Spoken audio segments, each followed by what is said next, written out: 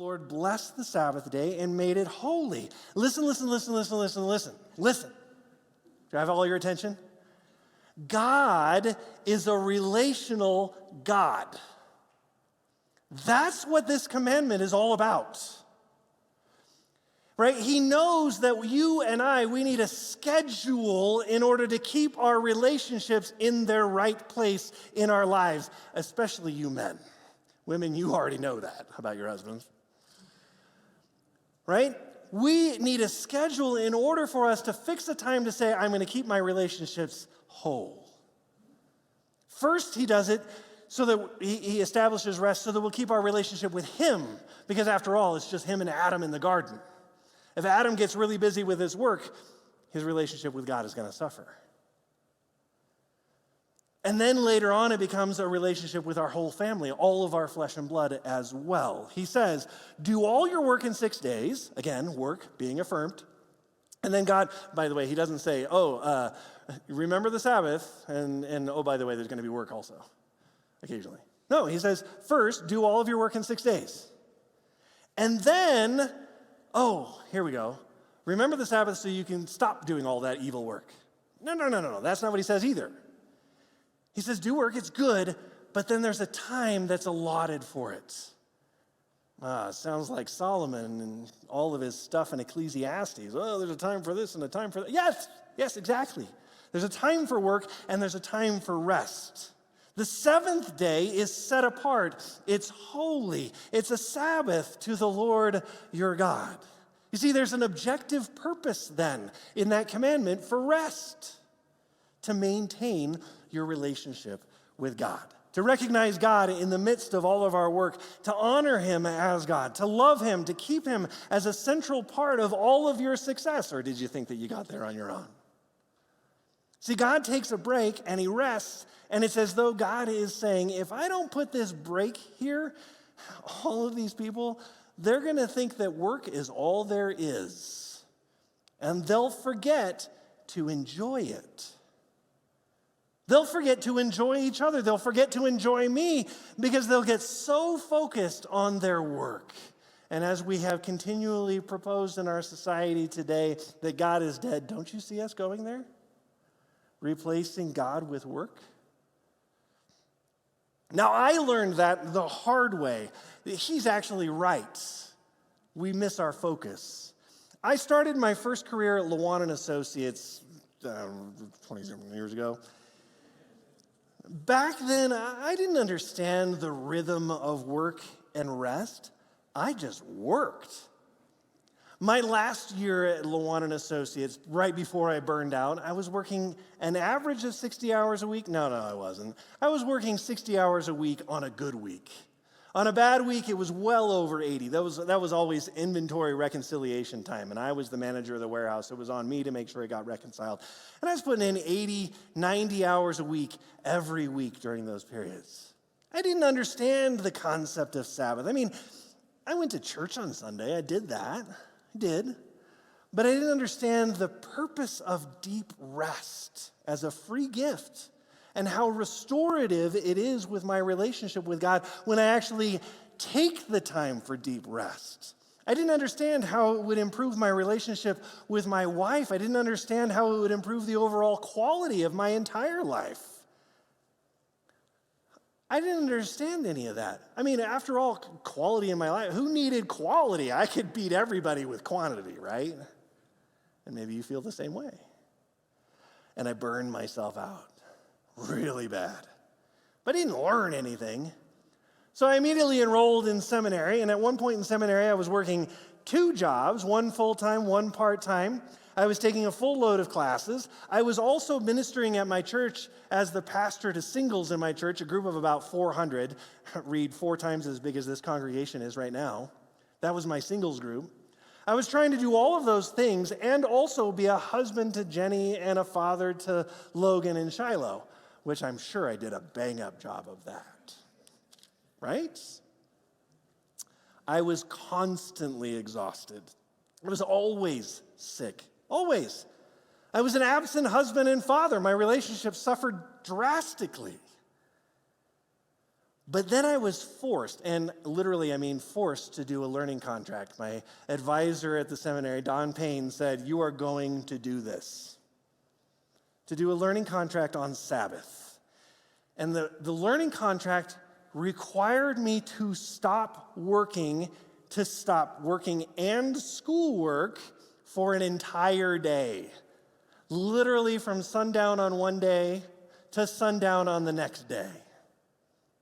To not do anything, to focus in on my relationship with God and my family. And I thought to myself, there is no way I can do this. I am going to flunk out of seminary, and it's all going to be Don Payne's fault. How am I going to survive this? That's how I entered into this contract. But not only did I survive it, but I had the best GPA that semester that I had my entire tenure in seminary.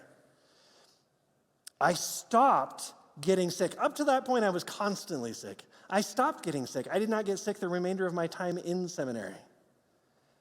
It was an incredible lesson for me. Not only was I blessed from a physical standpoint, but it also blessed me in terms of my relationships with my kids, with my wife, with my God. See, there's a very practical nature of the work-rest rhythm. And if we discount that, we do it to our own detriment. It's not just one more thing that I have to do. Do you look at Sabbath as some Pharisaical way? It helps you to thrive when you take the time for it. It will. This is my personal guarantee to you. That's the purpose of the rhythm of Sabbath, to schedule in time to stop planning, to stop the straining, to make room so that we don't just constantly building little fiefs to ourselves, because that's human mentality, right? To put in time, set down the tools to focus on our relationships vertically with God and horizontally with each other, and we'll discover why that's important next week. But listen, as gardeners, we tend to get very close to the trees and we miss the forest, don't we? So when we take a little time and step back, we get perspective. Rest happens. Physical rest happens. We're rejuvenated physically. Our stresses take a time out. We're emotionally released. When we take time to focus in on God, our spiritual energy is restored and recharged. You see, the purpose of the Sabbath is to bring relief from our constant struggle. And I believe firmly that's how Jesus saw the Sabbath. There's this story in Mark chapter 3 where we see a man with a shriveled hand at the synagogue on the Sabbath day. And it says this in verse 2 of chapter 3. Some of them, that's the Pharisees, were looking for a reason to accuse Jesus. So they watched him closely to see if he would heal him on the Sabbath. Then Jesus asked them, "Which is lawful on the Sabbath, to do good or to do evil, to save a life or to kill?" But they remained silent. He looked around at them in anger and deeply distressed at their stubborn hearts.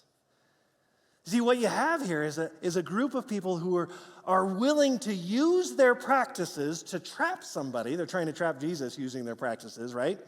But they're unwilling to lift a finger to help someone in the midst of their struggle. This is part and parcel of who the Pharisees are. So Jesus asked them a very pointed question. When is it wrong to do good? That's a really good question. Does the Sabbath prohibit you from doing good? You have to see that Jesus consistently sees his purpose is to bring relief. By healing this man's hand, he's bringing relief to this man. Here's a man who has been in a disability, hasn't been able to work properly. He's bringing relief to him by healing him. It doesn't matter if it's on the Sabbath. That's the whole purpose of the Sabbath, is to bring relief. Sabbath is a rhythm that brings relief and healing, and that's maybe why Jesus heals so many times on the Sabbath. In John chapter 5, we looked at this a few years ago, he heals the man at the pool of Bethesda. John chapter 9, he heals the blind man on the Sabbath. Both of those occur on the Sabbath. And of course, the Pharisees can't are totally distracted by the fact that a man did this on the Sabbath. Of course, if God had done it, they never would have questioned anything. God did do it. I'm saying from their perspective. They never would have questioned anything if it's just poof, this man was healed. But because a man did it, it must have been work because I can't do it, so therefore it must be hard. You see, the religious elites missed the point. He was bringing relief. He's bringing more relief than their practices were. The Sabbath had become a thing that they needed to control through religious efforts. Isn't that so often our way? God gives us a good thing and we religiositize it. That's not a word, I just made it up. Look at Mark 2:27. Jesus says to them, Sabbath was made for man, not man for the Sabbath. Have your priorities in the right order.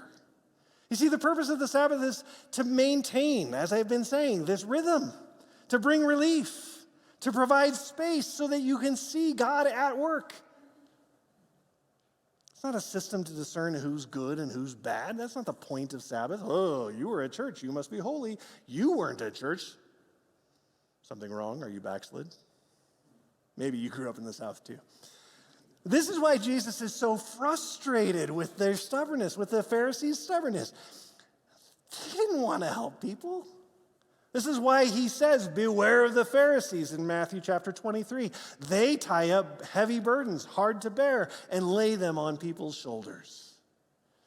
That's the exact opposite of what Sabbath is supposed to do. You see, the purpose of the Sabbath was to provide that space, to set down burdens, so that you could approach and walk with God.